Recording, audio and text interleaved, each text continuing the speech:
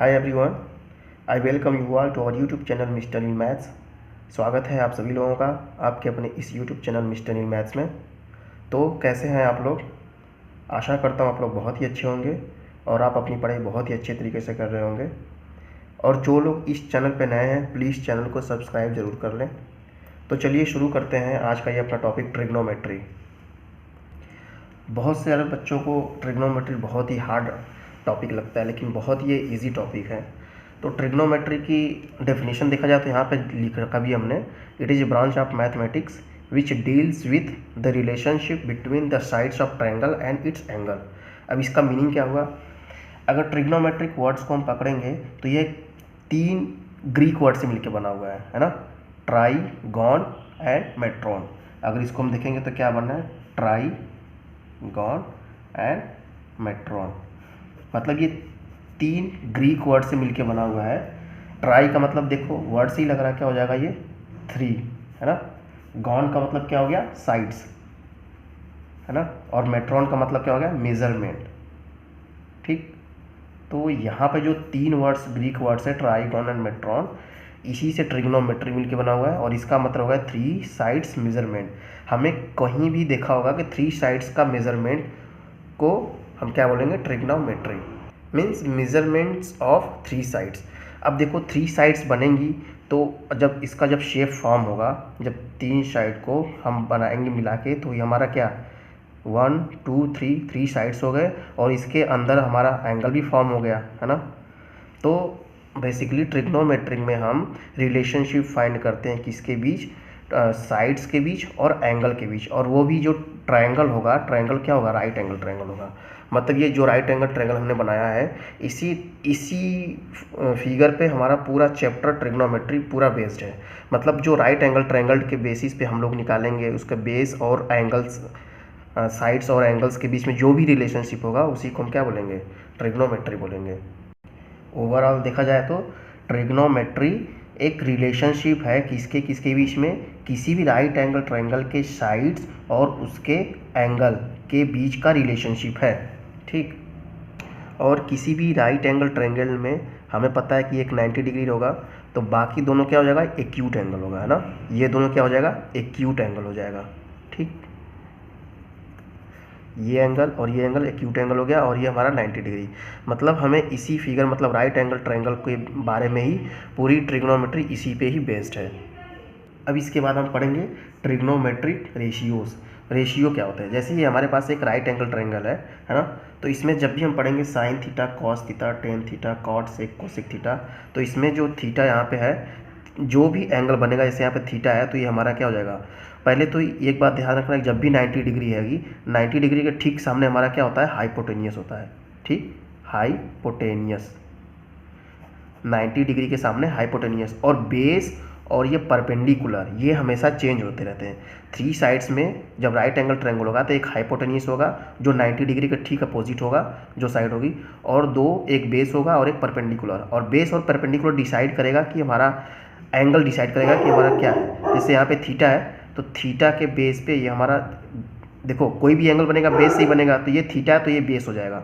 जब ये बेस हो जाएगा तो ये हमारा क्या हो जाएगा, ये परपेंडिकुलर हो जाएगा। ठीक, समझ में आ गया ना।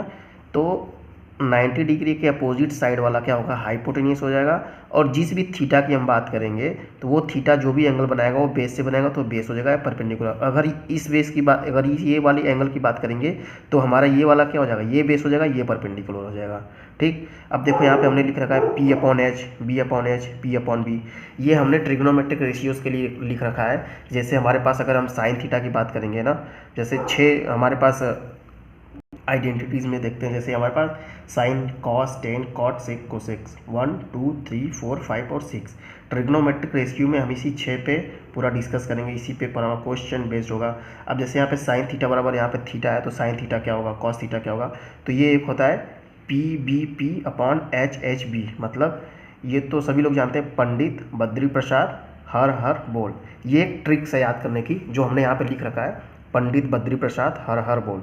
अब इस ट्रिक्स का मतलब क्या हुआ, यहाँ पे देखेंगे जो हमारी साइन, कॉस, टेन, कॉट, सेक की वैल्यू आएगी इसी पे पूरी बेस्ड है। जैसे ये हमारा क्या हो जाएगा, ये साइन थीटा हो जाएगा। ठीक, ये हमारा क्या हो जाएगा, कॉस, ये हमारा क्या हो जाएगा 10, ठीक। साइन कॉस 10, अब क्या है कॉट सेक कोसेक, अब यहाँ से आ जाएंगे तो ये हमारा क्या हो जाएगा ये कॉट, और ये हमारा क्या हो जाएगा सेक, और ये हमारा क्या हो जाएगा कोसेक थीटा, ठीक। तो मतलब अब साइन की बात करेंगे तो साइन थीटा क्या हो जाएगा perpendicular upon hypotenuse, cos theta क्या हो जाएगा बेस अपॉन हाइपोटेनियस, वैसे ही टेन थीटा क्या हो जाएगा परपेंडिकुलर अपॉन बेस। अब जब कॉट की बात करेंगे तो कॉट यहाँ से स्टार्ट है ना, तो बेस अपॉन परपेंडिकुलर होगा, है ना, नीचे है ना, नीचे करेंगे तो फिर हाई, जैसे सेक थीटा है तो हाइपोटेनियस अपॉन बेस ऐसे हो जाएगा।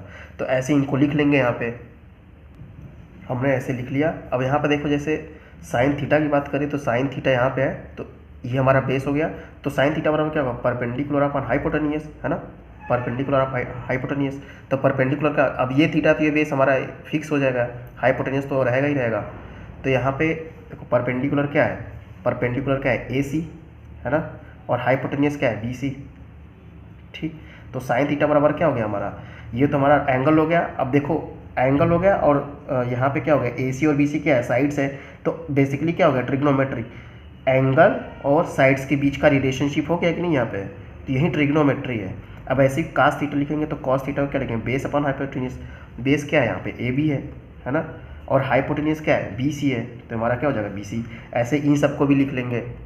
तो ये हमने पूरा ट्रिग्नोमेट्रिक रेशियो को लिख लिया है। हमारा क्या हो जाएगा पंडित बद्री प्रसाद हर हर बोल, मतलब sine cos 10 cot sec cosec. जब भी क्वेश्चन ऐसे आएगा आप तुरंत आप क्या करोगे पहले ये सब चीज़ लिख लोगे, ठीक। अब जिस फॉर्म में हमें दिया होगा उस फॉर्म को हम ऐसे sine cos 10 cot sec cosec को ऐसे बना के उसको कर लेंगे, ठीक। अच्छा, हमने अभी कुछ टाइम पहले ये डिस्कस किया था कि बेस और परपेंडिकुलर चेंज होते रहते हैं। देखो अब यहाँ पे कैसे चेंज होते हैं, क्योंकि देखो कोई भी एंगल बनेगा तो बेस से ही बनेगा, है ना, और हमारा हाइपोटेन्यूज तो फिक्स रहता है। अब जैसे यहाँ पे हम बात करेंगे साइन A, है ना, sine A sine B and sine C, sine B and sine C।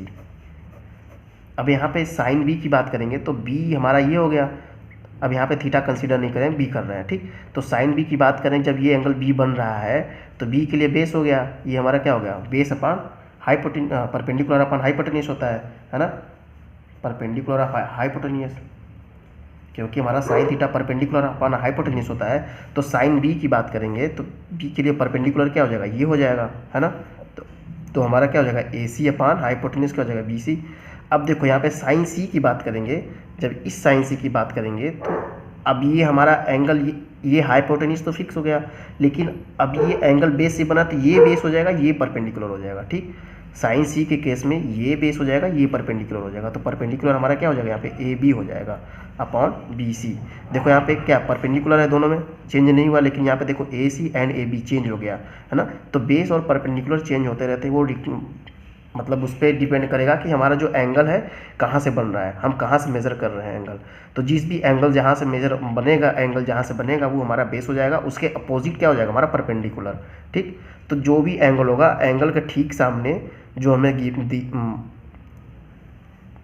निकालना होगा उसी के ठीक सामने क्या होगा परपेंडिकुलर होगा, ठीक। तो इस बात को ध्यान रखना कि बेस और परपेंडिकुलर चेंज होते रहते हैं, ठीक, और हाइपोटेन्यूज हमारा फिक्स रहता है जो 90 डिग्री के ठीक अपोजिट होता है, ठीक। अब यहाँ पे देखो साइन थीटा क्या है AC अपॉन BC, और कोसेक थीटा क्या है BC अपॉन AC, मतलब क्या होगा जस्ट अपोजिट, मतलब रेसिप्रोकल हो गया। तो यहाँ पे हमारा क्या हो जाएगा, ये साइन और कोसिक क्या होता है रेसिप्रोकल होता है, वैसे ही हमारा क्या हो गया कॉस और सेक क्या होता है रेसिप्रोकल होता है, वैसे ही क्या होता है टेन और कॉट रेसिप्रोकल होता है। मतलब क्या हो जाएगा साइन थीटा बराबर क्या हो जाएगा रेसिप्रोकल, मतलब 1 में कर देंगे तो ये हमारा क्या हो जाएगा कोसिक थीटा। वैसे ही हमारा क्या हो जाएगा टेन और कॉट रेसिप्रोकल है और कॉस और सेक रेसिप्रोकल है, तो इसको भी लिख लेते हैं, हमने लिख लिया। वैसे ही हमारा टेन थीटा बराबर ये एक और होता है, क्या होता है sine theta upon cos theta होता है, ठीक। इसको भी ध्यान रखना कि sine theta upon cos theta क्या होता है टेन थीटा होता है। अब नेक्स्ट हमारा क्या है ट्रिग्नोमेट्रिक टेबल। अब यहाँ पे देखो ट्रिग्नोमेट्रिक टेबल में हम देखेंगे 0 डिग्री क्या होता है 30, 45, 60 और 90। ये कुछ बेसिक्स है जिस पे क्वेश्चंस आएंगे, तो इसको हमको याद करना ही पड़ेगा। अगर ये याद रहेंगे तो क्वेश्चन बहुत ही आसानी से सॉल्व हो जाते हैं। तो इसको याद कैसे करेंगे, देखो आपको कुछ नहीं करना है, सिर्फ आप साइन थीटा का वैल्यू याद कर लेंगे तो आपको सबका याद हो जाएगा। अब सबका कैसे याद हो जाएगा, जैसे साइन 0 का क्या हो जाएगा 0, 1/2 45 का 1/√2, 60 का तो √3/2 और 1। अब cos थीटा की बात आएगी तो इसका जस्ट क्या हो जाएगा, अपोजिट हो जाएगा, मतलब यहाँ से स्टार्ट हो जाएगा, है ना। यहाँ से स्टार्ट मतलब क्या हो जाएगा, cos 0 की वैल्यू क्या हो जाएगा, अब ये वाला 1 यहाँ पे आ जाएगा, ठीक। अब ये √3/2 यहाँ पे आ जाएगा, है ना। अब ये 1/√2 यहाँ पे तो यहीं पे रहेगा, है ना। और ये यहाँ पे आ जाएगा 1/2 और ये 0 यहाँ पे आ जाएगा, ठीक। मीन्स सिर्फ आपको साइन थीटा की वैल्यू याद रखनी। देखो अब यहाँ पे क्या है, ये राइट एंगल ट्रायंगल बन रहा है ना, एक ये साइड हो गया, एक ये हो गया। अब यहाँ पे देखो ये 0 हो जाएगा, ये 30, ये 45, ये 60, ये 90, ठीक। और साइन थीटा की वैल्यू 0 से 1 के बीच में होती है, तो ये समझना कि 0 से 90 के बीच में हमारा क्या होगा, ये 0 हो गया, ये वाला पोर्शन 90 वाला 1 हो गया। तो 0 से 1 के बीच में रहेगा तो पहला 1/2 याद कर लेंगे, दूसरा 1/√2 और एक √3/2। मतलब आपको सिर्फ 3 याद करने हैं, क्योंकि 1 पे हमारा 1 हो जाएगा, ये हमारा क्या हो जाएगा 0 हो जाएगा, ये वाला टर्म 0, तो ये हमारा क्या हो जाएगा 1 हो जाएगा। तो 0 और 1 हो गया तो 1/2, दूसरा क्या हो जाएगा 1/√2 और क्या हो जाएगा √3/2।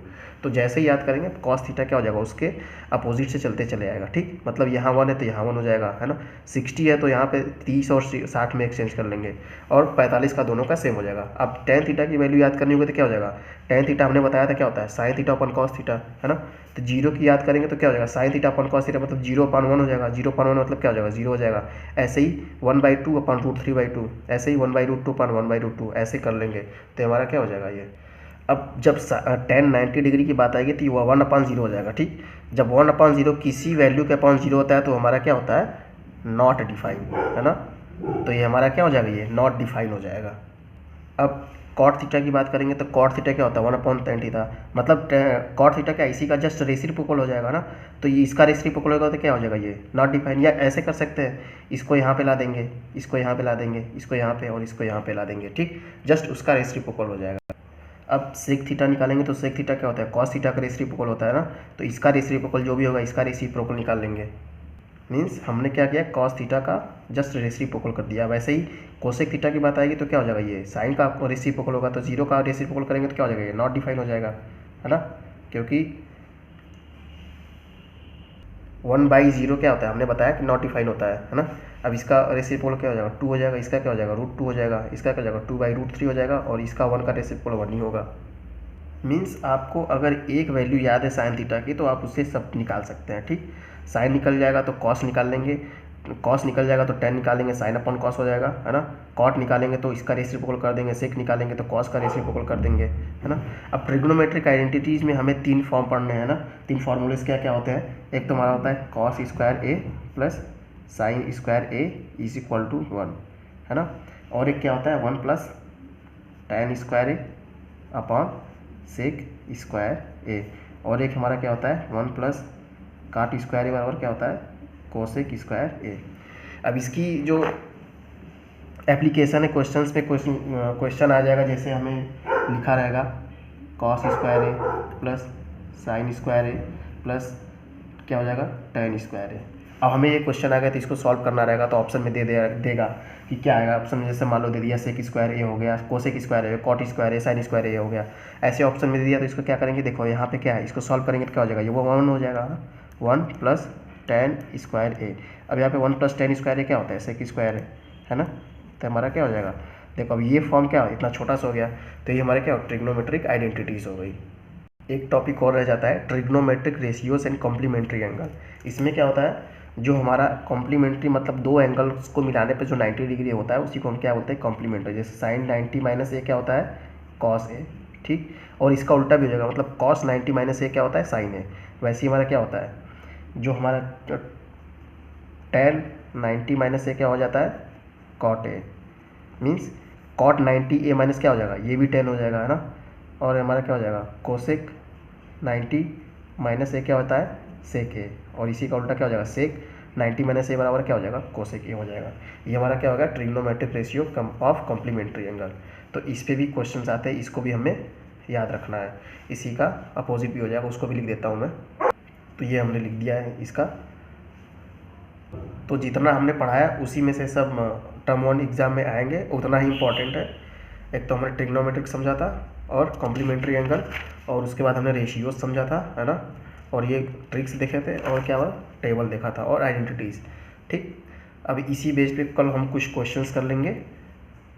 तब तक खुश रहो, मस्त रहो और अच्छे से पढ़ाई करते रहो। जय Hind and love you all.